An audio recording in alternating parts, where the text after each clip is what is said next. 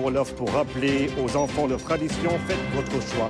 Les bonnes lipones, dans la rubrique culture de ce mercredi. Le conte est sur scène, éduquer, distraire, transmettre des valeurs. Les adeptes de cette forme d'expression captent les cœurs et les esprits.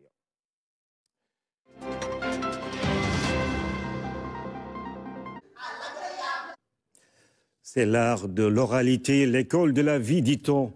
Et c'est l'une des plus vieilles formes d'expression de l'histoire de l'humanité, le conte.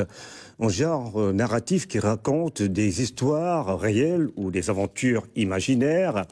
Sa finalité, distraire, éduquer et transmettre des valeurs traditionnelles au peuple du monde. Aujourd'hui, on peut délaisser tout de même. À l'occasion de la Journée mondiale du conte, des professionnels offrent des séances aux élèves pour préserver ce patrimoine. Le conte, il était une fois. C'est le sujet de la rubrique culture, signé Fatou Diouf. Son père, il lui dit, Père, qu'as-tu à m'offrir? Et le père lui dit, je n'ai à t'offrir que ce bâton. C'est un moment magique. Docteur Massamba Gueye, un virtuose du conte, régale ses enfants de belles histoires. Je n'ai à t'offrir que ce bâton. Le public, émerveillé, interagit avec lui. Une ambiance bon enfant.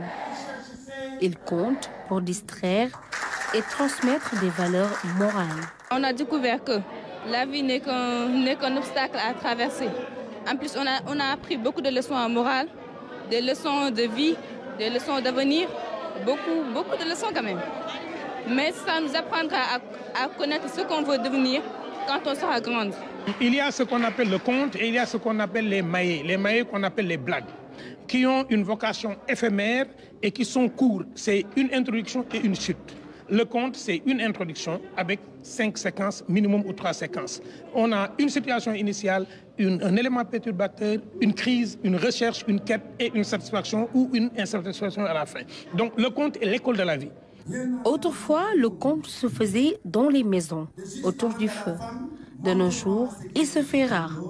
Des conteurs professionnels tentent de perpétuer cette tradition afin de conserver notre patrimoine culturel immatériel.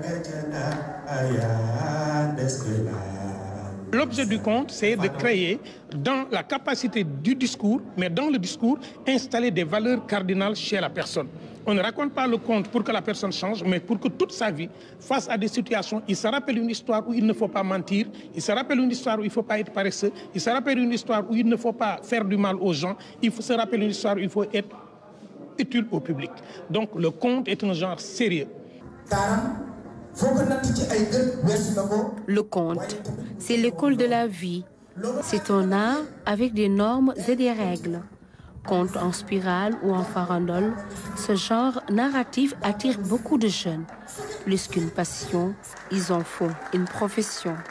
Le conteur d'antan, c'était un grand-père, une grand-mère, un oncle, un membre de la famille ou de la communauté. Le public, c'était la famille ou bien la communauté. Mais rappelez-vous aussi que là où il le fait, c'est dans sa communauté. Alors que si on veut en faire une profession, ces trois-là changent. Le conteur change, ce n'est plus un membre de la famille. Le public change, ce n'est plus la famille. Et l'espace aussi change, ce n'est plus en famille ou bien en communauté, on va dans des théâtres. À partir de là, ça demande du travail pour en faire une profession. Le conte fait-il vivre son artiste? Ah mais oui, le conte fait vivre son artiste. Donc comme je dis, les conteurs du Sénégal ne parlent pas beaucoup, mais ils ne souffrent pas. Donc c'est un genre très respecté aujourd'hui. Le conteur, il est à la fois maître de cérémonie, il est à la fois, comme je dis, chroniqueur de vie, il est à la fois analyste de la société, mais les spectacles de contes que nous jouons dans le monde, c'est des spectacles où les conteurs sont extrêmement bien payés, payés au-delà de ce que les gens peuvent penser par rapport à certains genres artistiques. Je vis du conte. C'est le conte qui m'a fait ce que je suis. Et je gagne très bien ma vie. Je voyage partout dans le monde pour faire le conte parce que j'en ai fait une profession. Mais il faut d'abord savoir comment faire de cette activité une profession. La diffusion de contes à la radio ou à la TV est une opportunité pour inculquer aux tout-petits des leçons de morale. Pour moi, dans toutes les licences que l'État du Sénégal accorde aux médias, aux télévisions, aux radios, il doit y avoir une obligation de tranche pour les enfants. Aujourd'hui, les enfants n'ont pas de place dans les médias au Sénégal. Je pense que l'État du Sénégal doit revoir ses licences pour que nous ayons des plages où les enfants ont droit à des récits authentiques. Si nous confions l'imaginaire de nos enfants au monde, le monde nous rendra des enfants que nous ne reconnaîtrons pas. Donc ça, c'est mon combat. Et c'est un appel que je lance à la communauté de la presse dont je suis.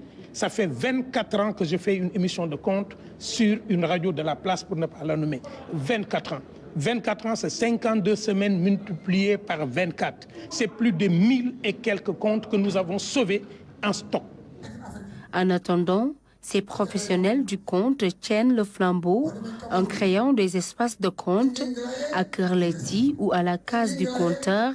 Ils encadrent les jeunes passionnés de conte. Leur credo, créer des ponts et non des murs de haine. C'est avec la beauté du conte sénégalais, les bons lipon à mon fidanam, comme disent les Olofs, que se termine cette édition. Mesdames et messieurs, merci de nous avoir suivis.